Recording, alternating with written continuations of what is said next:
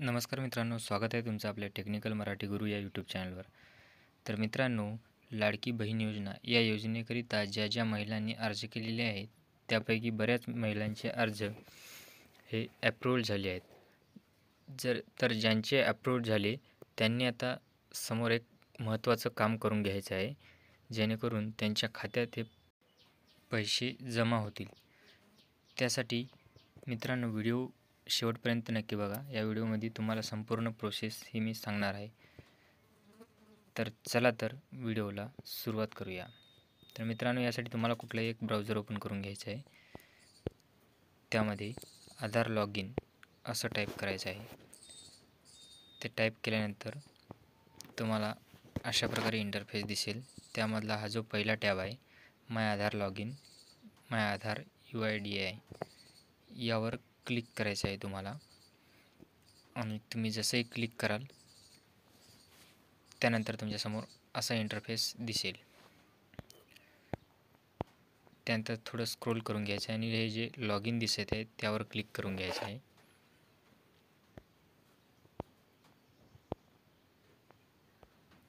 इथे तुमचा आधार नंबर व कॅप्चा हा व्यवस्थित फिल करून घ्यायचा आहे आणि लॉग इन विथ OTP या ऑप्शनवर क्लिक करायचं आहे.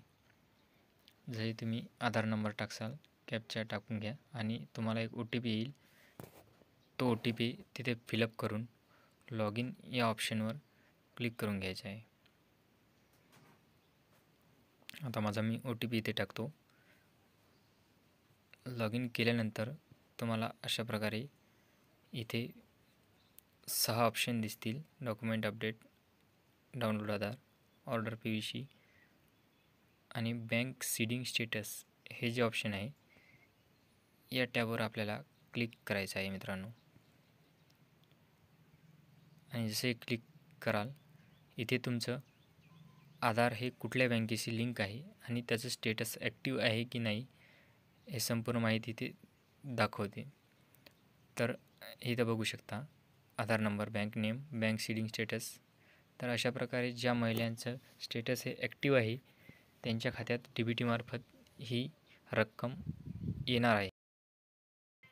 बँकेत जाऊन हे आधार सीडिंग करून घ्यायचं आहे, अन्यथा या योजनेचा लाभ तुम्हाला मिळणार नाही. म्हणजेच ही रक्कम जी आहे ती DBT मार्फत येणार असल्याने आधार सीडिंग हे महत्त्वाचे आहे. तर अशा महिलांनी आपले आधार सीडिंग करून घ्यावे. तर धन्यवाद मित्रांनो. व्हिडिओ आवडला असल्यास लाईक करा आणि इतरांनासुद्धा ही महत्त्वाची माहिती शेअर करा.